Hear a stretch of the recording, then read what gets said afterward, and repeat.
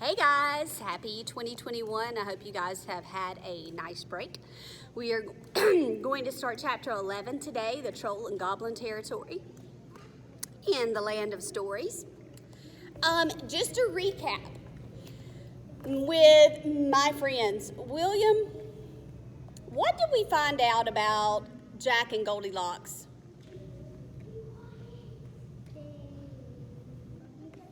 They love each other. Clayton? Goldilocks? He loves her. Queen Red Riding Hood loves Jack, but Jack doesn't love her back. Okay, so Alex and Connor have gotten their piece of basket from the Red Riding Hood Kingdom. But the other person who was also there looking for a piece of the basket busted Alex and Connor's lamp and caught the castle on fire. So they have managed to get out of the castle and they're running as far away as fast as they can trying to get out of there. And as they're running, they end up in what's called the Troll and Goblin Territory. Miss McCoy's friends. Thank you. Okay, so we're going to start chapter 11 today on page 236. Alex and Connor were lost. We're not lost. I just don't know exactly where we are, Alex told her brother. So in other words, we're lost, Connor said. All right, Connor, we're lost, Alex said and hit him with the map. They had left the Red Riding Hood Kingdom in such a hurry that they thought they might have taken the wrong path. Alex kept looking down at the map, trying to see where they had made a wrong turn, and kept walking into bushes and trees. We could be in the Fairy Kingdom, or perhaps we're back in the Charming Kingdom, she said. But the eastern gate of the Red Riding Hood Kingdom is so close to so many borders, we could be in the Sleeping Kingdom for all I know. How is anyone supposed to find their way around this place? It's all just a bunch of trees and dirt roads with the occasional castle, Connor said angrily. We're never going to get home. Ugh, Connor said. It's just a slight setback. We'll be back on track before you know it, Alex said. And exactly what track are we on? Connor said. I hate to bring this to your attention, but we've only collected 3 of the 8 wishing spell items, and we have no idea what 2 of them even are. And to be frank, we're not even sure if this wishing spell will work, and if we do collect everything, if we'll ever get back home. Don't be so negative, Connor, Alex said. Alex, I'm just being realistic, Connor said. We still have so many places to go and so much more ground to cover.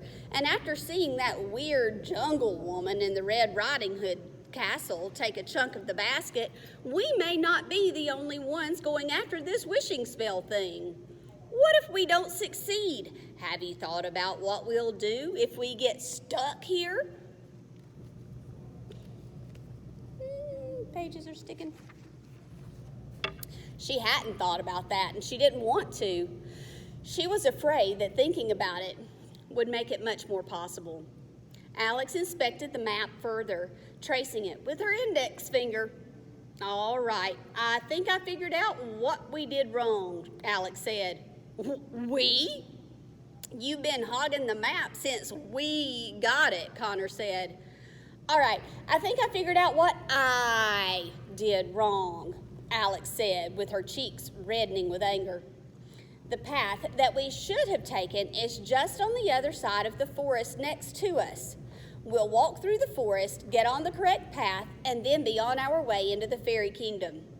Great, Connor said. They walked off the path and into the forest beside them. After walking for a while, they noticed that the forest was very still and eerily quiet. Too quiet, especially for Connor's liking.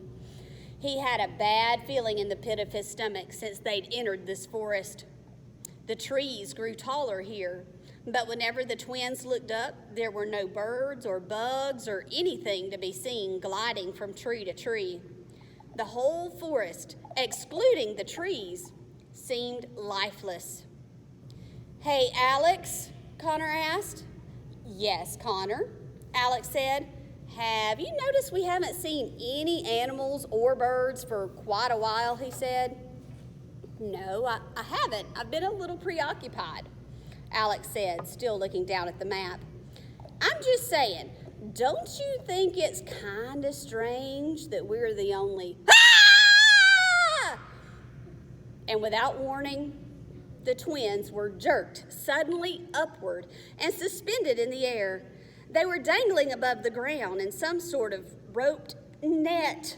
They had walked right into a trap. "What's going on?" Alex yelled. "What is this? It's some kind of trap," Connor said. "Help!" Alex screamed. "Somebody help us!" Unfortunately for them, their cries, I lost my spot, were heard by the wrong people. Two figures ran through the forest straight toward them. One was tall and lean, the other one was short and round. "Eghorn, we caught something," said the low, growling voice of the smaller. "It's about time," said the high-pitched, raspy voice of the taller.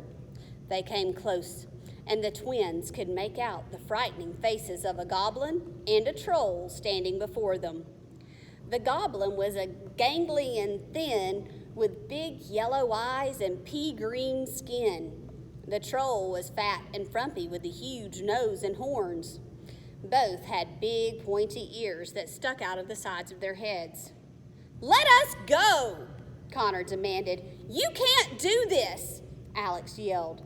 The goblin and troll paid no attention to what Alex and Connor were saying. They stared at the twins like insects in a jar. "Oh, look how young they are, Bobblewort," the goblin said. "Plenty of time to serve," the troll said. "What do you mean, serve?" Connor said. "You better not hurt us."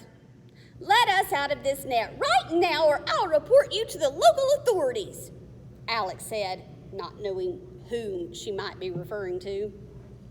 "And they'll grow bigger and stronger every day," the troll said.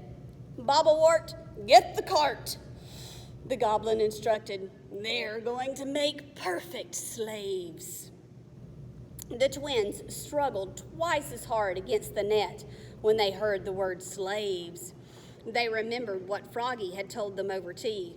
The trolls and goblins had been banished from kidnapping and enslaving innocent people, and now Alex and Connor were living proof that it was still happening.